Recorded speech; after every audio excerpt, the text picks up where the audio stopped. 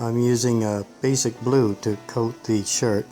It has just a little bit more texture than the jeans, and it's slightly darker.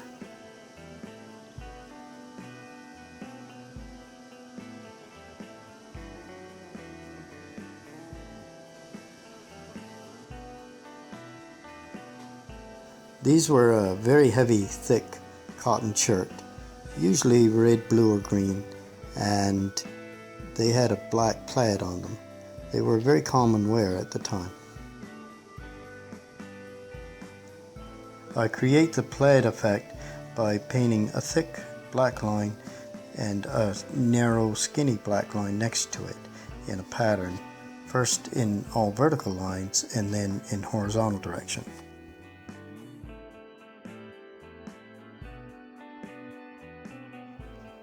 This is a fairly tedious process.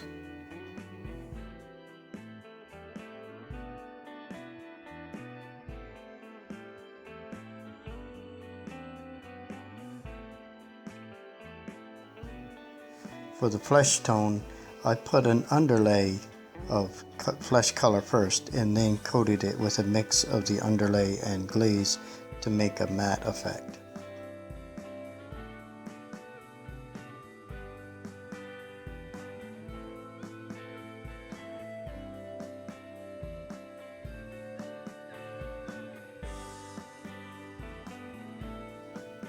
Eyes, eyebrows, and eyelashes and so on are the details are done with underlay color.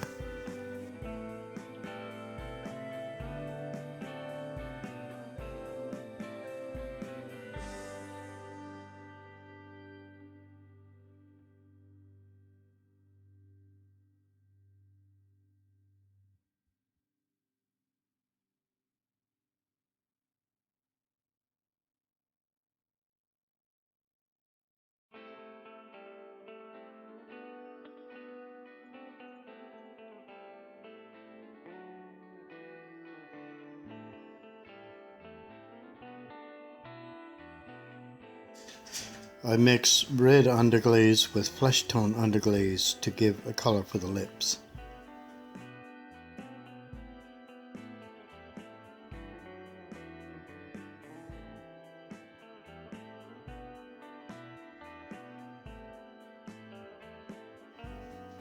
The hair is gray and mixed to be a bit more shiny than the clothing or the flesh.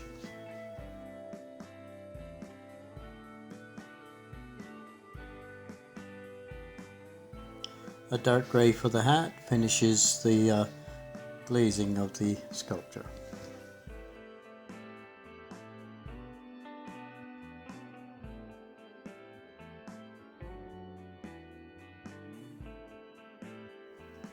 I add a high gloss overglaze over the eyes to give them a shiny effect. Now to fire in the little kiln. It came out in one piece and I'm adding it to a wooden base. I'm using an ordinary wood glue to hold the ceramic to the wood.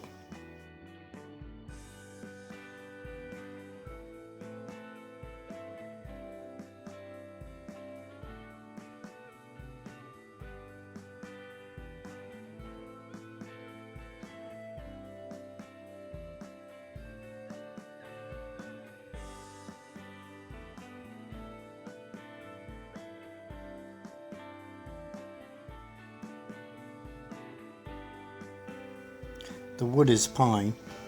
I'm making a name tag and adding it. The name of the sculpture will be Backing Up Pots, and just putting it on with a clear name tag that I will later gloss over with a urethane finish.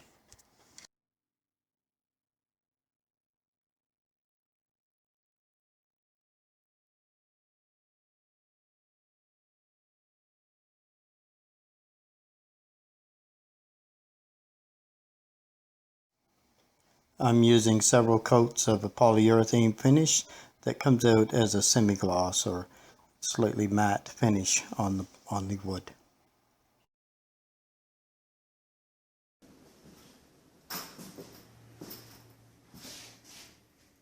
Well, the lobster lobster fisherman with a trap on his back is finished. He survived the firing, came out of the kiln okay. I am quite pleased with the contrast between the clothing and the high gloss of the wet lobster trap and the seaweed and so on, and the clothing versus the flesh tone, getting a slightly different, slightly less matte effect on the flesh tone. I thought worked out quite well. And overall, I'm beginning to get a feel for ceramics, I think, as a medium for sculpting. The internal armature that I used to support the figure seemed to work quite well, although I think it takes some getting used to, for especially for a figure this small, because it's very easy to use too much of the volume in such a small figure in order to support it. Overall, I guess I'm reasonably pleased. I hope you enjoyed the watching of the making of this little figure, and if you would like to see more, please subscribe. Thank you for watching.